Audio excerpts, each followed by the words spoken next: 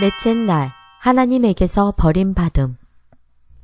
네, 하나님에게서 버림을 받은, 혹은 부제로는 이 백부장이 하나님의 아들이라고 시인함. 예수님께서 아침 9시에 십자가에 못 박히셨어요. 그러니까 목요일 밤에 신문 받으시고 채찍 받으시고 결국 골고다로 가셔서 아침 9시에 십자가에 못 박히셨고, 그 다음에 정오쯤 12시쯤이 돼서 어떻게 땅이 어둠으로 가득 잡혔고, 그 다음에 오후 3시에 예수님께서 돌아가셨어요. 그러니까 십자가에 달리신 지 6시간 만에 예수님께서 돌아가셨어요. 그런데 돌아가시기 직전에 예수님은 시편 22편의 말씀을 아버지께 부르시는 이야기입니다. 우리 다 같이 마가복음 15장 3절에서 41절 말씀을 보겠습니다. 백부장이 하나님의 아들이라고 선언. 마가복음 15장 33절에서 41절. 제6시가 되매 온 땅에 어둠이 임하여 제9시까지 계속하더니 제9시에 예수께서 크게 소리 지르시되 엘리 엘리 라마 사막다니 하시니, 이를 번역하면 나의 하나님 나의 하나님 어찌하여 나를 버리셨나이까 하는 뜻이라. 곁에 섰던 자 중 어떤 이들이 듣고 이르되 보라 엘리야를 부른다 하고, 한 사람이 달려가서 해면에 신 포도주를 적시어 갈대에 꿰어 마시게 하고 이르되 가만두라 엘리야가 와서 그를 내려주나 보자 하더라. 예수께서 큰 소리를 지르시고 숨지시니라. 이에 성소 휘장이 위로부터 아래까지 찢어져 둘이 되니라. 예수를 향하여 섰던 백부장이 그렇게 숨지심을 보고 이르되 이 사람은 진실로 하나님의 아들이었도다 하더라. 멀리서 바라보는 여자들도 있었는데 그 중에 막달라 마리아와 또 작은 야고보와 요새의 어머니 마리아와 또 살로메가 있었으니, 이들은 예수께서 갈릴리에 계실 때에 따르며 섬기던 자들이요 또 이 외에 예수와 함께 예루살렘에 올라온 여자들도 많이 있었더라. 네, 여기 보면 이제 백부장이 고백한 이야기죠. 하나님의 아들이라고. 그리고 예수님께서 이제 십자가에서 돌아가실 때 성소 휘장이 위에서부터 아래로까지 찢어져 둘이 됐던 이야기. 네, 그래서 이제 예수님의 이 공적 사역이 시작할 때와 이제 공적 사역의 끝, 이 십자가 사이에 이 눈에 띄는 유사점이 있다는 것이에요. 공적 사역이 시작했을 때 예수님께서 먼저 무엇을 하셨나요? 예수님께서 물로 침례를, 요단강에서 침례를 받으셨죠. 사역의 끝인 이 십자가에서는 예수님께서 피의 침례를 받으셨다는 것이에요. 그리고 사역의 시작 때에는 이 침례 요한이 나타나서 엘리야를 대표했어요. 주의 길을 예비하라는 엘리야의 음성으로 얘기를 외쳤습니다. 또 사역의 끝인 이 십자가상에서 예수님께서 엘리 라마 사막 다녔는데 사람들이 마치 예수님이 엘리야를 부른다고 믿었던 이야기. 그리고 예수님께서 이 요단강에서 침례를 받으시고 기도했을 때 무슨 일이 있었나요? 하늘이 열린 이야기.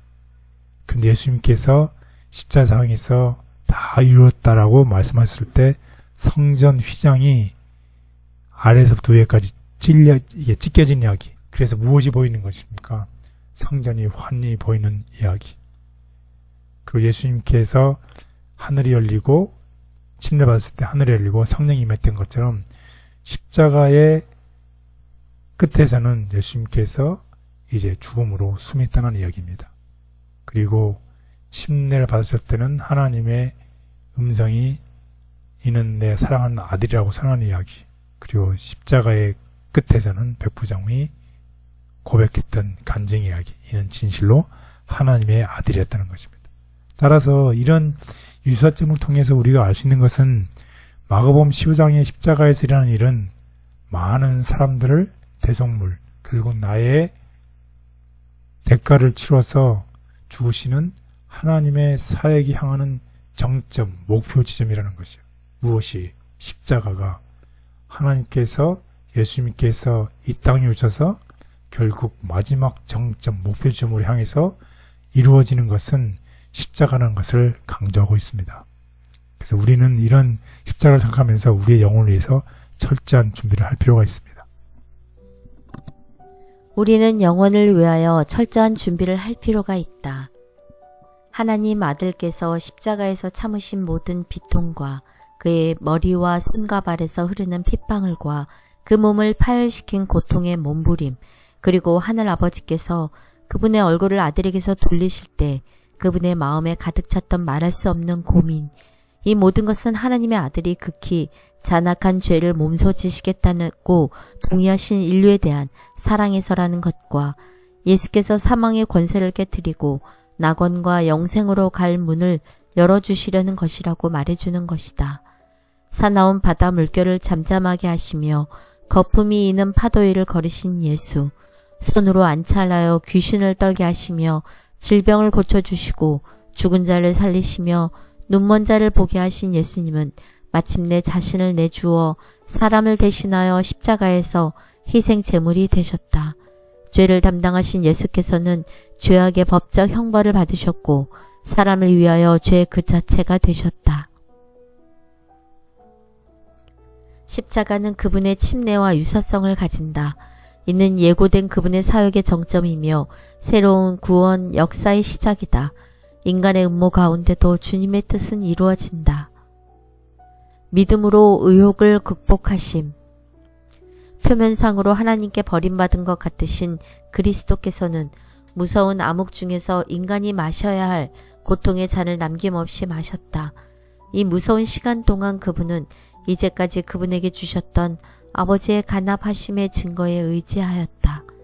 그분은 자기가 즐겨 순종하던 그분을 믿음으로 의지하셨다. 그분이 순종하는 마음으로 자기 자신을 하나님께 맡겼을 때에 은총을 잃어버렸다는 생각은 없어졌다. 믿음으로 그리스도께서는 승리자가 되셨다. 십자가 고난을 통해서 모든 약속과 소망을 주심을 감사합니다. 우리는 고통 가운데 좌절하여 때로는 소망이 없는 것처럼 낙심할 때가 많습니다. 인간이 악한 계획을 행할 때도 하나님은 그 뜻을 이루심을 잊지 않고 바라게 도와주옵소서. 예수님의 이름으로 기도드렸습니다. 아멘.